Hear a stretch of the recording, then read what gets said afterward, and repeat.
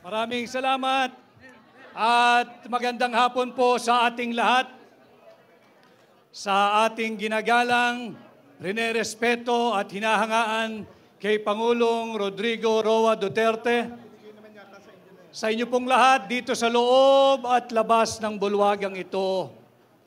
Sa lahat ng Pilipino na nakasubaybay, marami pong nagla-live ngayong araw, yung ating mga kasama sa opisina, sa bahay, sa sasakyan, sa trabaho, sa eskwela. Ganon din ho sa mga Pilipinong overseas Filipino workers at migrants saan mang panig ng mundo. Tanggapin po ninyo ang aking pagbati at paggalang ngayong hapon.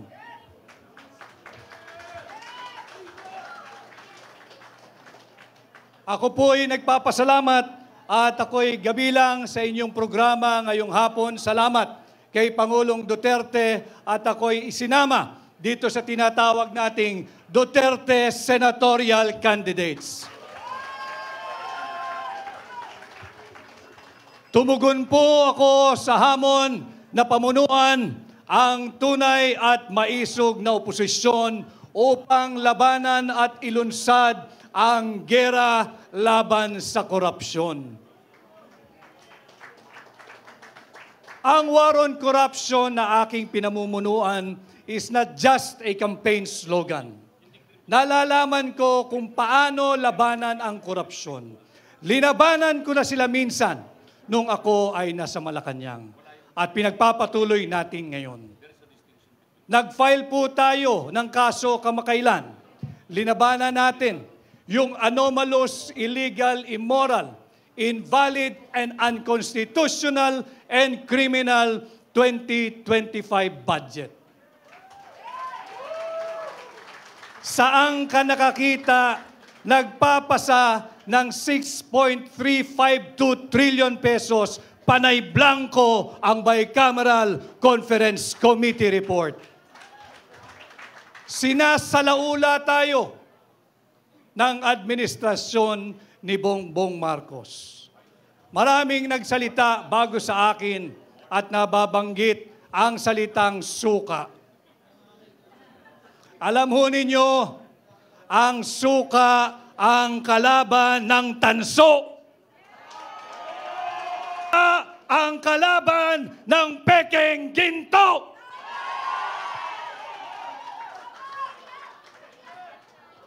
Hindi man po ako gumagawa ng suka, subalit nung ako ho ay bata, maraming beses din naman akong nautusang bumili ng suka ng aking ina.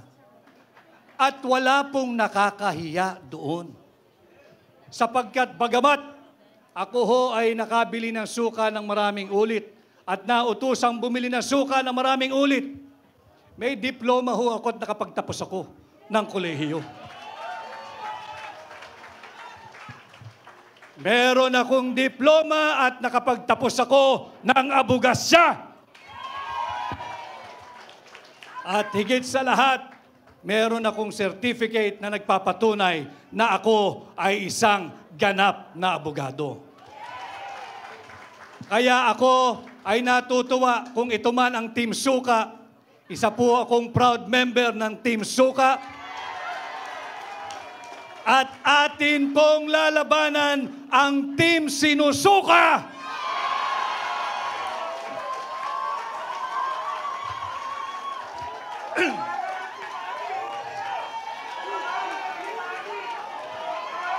Labanan natin ang mga mambubudol.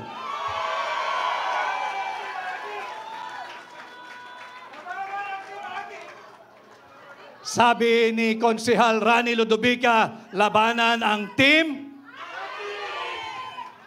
Tutungo tayo mamaya dyan. Alam ho ninyo, tinanggap ko ang hamon na pamunuan ang tunay at maisog na oposisyon. Ang tunay at maisog na senador ninyo sa Senado. At bilang senador ninyo, atin pong lalabanan ang korupsyon at sisimulan po natin yan. Hindi tayo papayag na pupunuin ng korupsyon ng pork barrel ng akap ng AYEX. Babantayan natin taon-taon ang ating national budget nang sa ganon, hindi na magkaroon ito ng 28 blanko at nauwi sa tinatawag nating GAA. Subalit bilang senador ninyo, kailangan ko po ng katulong.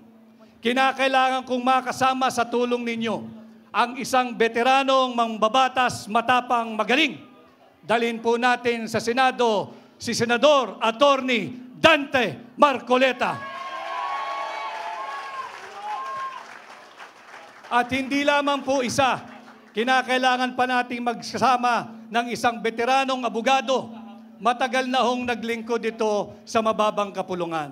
At minsan ding naging Chief of Staff sa Senado. Ang matagal ko ng kaibigan, dalhin din natin sa Senado, kasama kong magbabantay ng tao ng budget, si Senador Attorney Raul Lambino.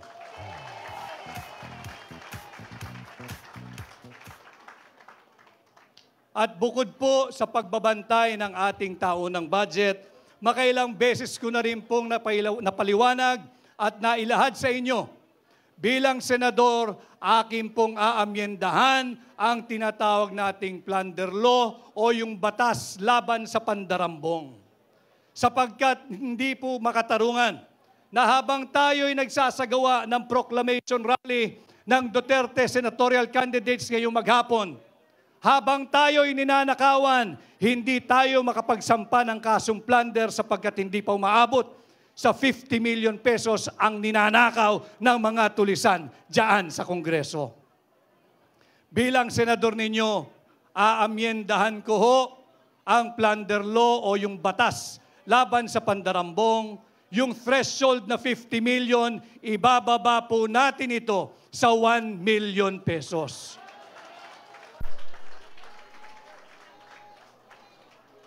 Subalit, kagaya rin po ng ipinakita kanina, bilang principal author, kinakailangan ko rin ang mga kasama sa Senado. Kinakailangan nating kasama na hahabulin ang mga magnanakaw sa Malacanang. Kinakailangan natin ibalik ang aking makakasama, ibalik natin sa Senado, Senador Bongo!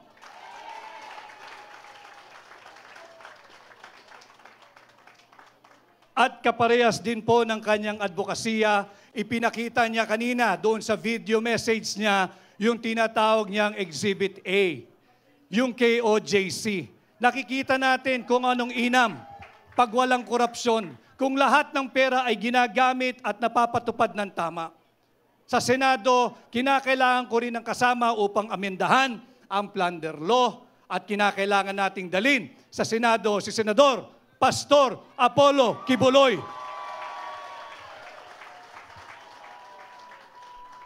At pag naamyendahan po natin ang plunder law, isa sa batas ko po ang pagbabalik ng death penalty sa lahat na magnanakaw sa pera nating mga Pilipino.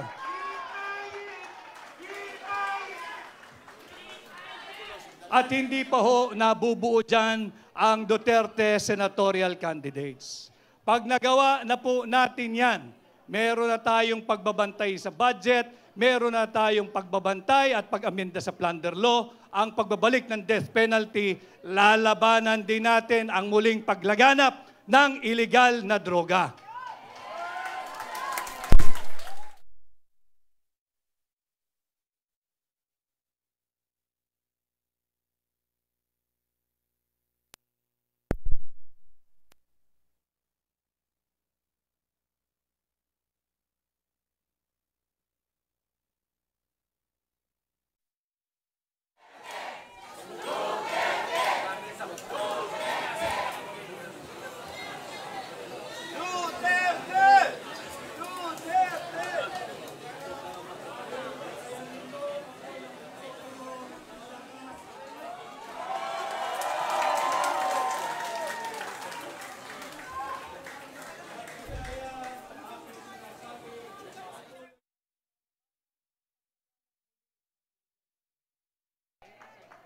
Bilang senador, ipapanukala ko ang pag-amyenda dito sa batas na nagtatag sa Philippine Drug Enforcement Agency. Higit nating palalakasin ang PIDEA. Bibigyan natin itong kapangyarihang magsagawa ng taunang mandatory drug testing sa lahat ng tao sa gobyerno.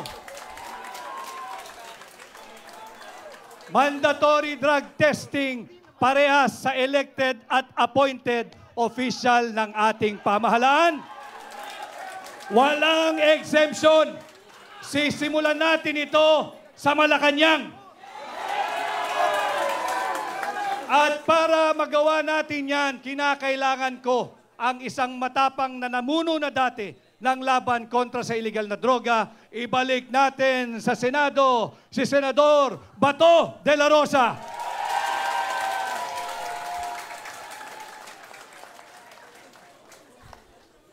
Siyempre, kinakailangan din natin ng mga kasamang abogado. Sapagkat laban sa illegal na droga, dapat ang parameters ay all within the Constitution and within the rule of law. Dalhin po rin natin sa Senado ang aking kaibigan, ang aking amigo, si Attorney Senator J.B. Hinlo.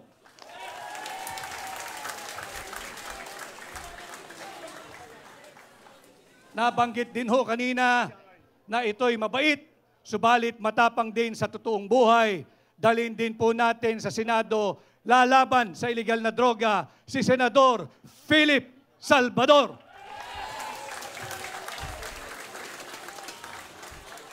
And last but not the least, tulungan din po natin ang bagong abogado, ang bagong kasal, ang bagong senador, Senator Attorney Jimmy Bondoc. Ito po ang bumubuo ng Duterte senatorial candidates. Tulungan niyo po lahat kami mga kampanya, tulungan niyo po tayo lahat na mapunta sa Senado. Ang issue po natin ngayon ay ang maanumalyang 2025 budget. Subalit pilit nilang linilihis kung kaya't puinersa nilang ipasok itong unconstitutional na impeachment complaint laban kay Vice President Inday Sara Duterte. Sinasabi kong unconstitutional sapagkat pinangalanan nila itong verified impeachment complaint. Alam na mga abogado rito, pag sinabi mong verified, dapat ito'y nabasa mo, ito'y base sa iyong personal knowledge, o dili kaya'y base sa authentic documents. Pinagyayabang nila 215 signatories. 215 signatories. Trinabaho nila ng 7 oras. You have to help me do the math. Kung tayo'y magbabasa ng 32, 33-page complaint, kada tao kinakailangan ng 10 minuto. Sa loob ng 1 oras, 6 na tao lamang ang makakapagbasa at makakapag-unawa ng complaint na yan. 6 na tao sa loob ng 1 oras, i-multiply mo ng 7. 42. 42 lamang ang maximum na makakabasa at makakaintindi ng verified impeachment complaint na yan. Saan galing ang 215? Pagbigyan na natin sila, siguro'y matatalino at sadyang henyo sapagkat yung blanco na uwi sa 6.352 trillion pesos budget. Kung makakabasa po ay 2 mambabatas kada 10 minuto, meron lamang pong makakapirma at makakaunawa ng 12 sa loob ng 1 oras. And again, you have to help me do the math. 12 times 7 hours. It will only give you what? 84. 84 congressmen na nagbasa, naintindihan, naunawaan, base sa kanilang personal knowledge o di kaya ay authentic public documents. Saan galing ang 215 signatories? Sa ayuda at sa akap at sa pork barrel. Kaya ngayong eleksyon, we should all understand what is at stake for our country this midterm election. Ninanakaw na ang pera nating mga Pilipino. Nagbebenta ng 25 toneladang ginto. Hindi sinasabi kung sinong bumili at magkano ang pagbebenta nito. Pati ba naman ang posisyon ng pangalawang Pangulo na nakawin pa rin ng Marcos administration? Kaya importante, mahalaga na tayo'y nagkakaintindihan. Let us protect the 32 million Filipinos who legally, constitutionally, lawfully, and democratically elected Vice President Inday Sara Duterte para ating maging pangalawang Pangulo. Huwag nating hayaang nakawin ng iilang elitistang mangbabatas ang pangalawang Pangulo mula kay Inday Sara Duterte. Mahalagang pinag-uusapan natin ito para matulungan ninyo kaming higit at dalhin ninyo ang Duterte senatorial candidate sa Senado at ating poprotektahan hindi lamang si Vice President Inday Sara Duterte, hindi lamang ang Office of the Vice President, kung hindi ang sagradong mandato ng 32 milyong Pilipino na ninanakaw ng ilang elitistang mambabatas. At muli ho, ako'y nagpapasalamat sa inyong mainit na pagtanggap.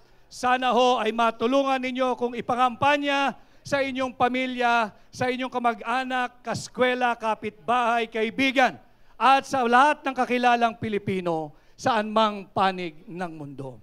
Ako po muli ay si Attorney Vic Rodriguez, number 56, Pilipino, abogado, maisog!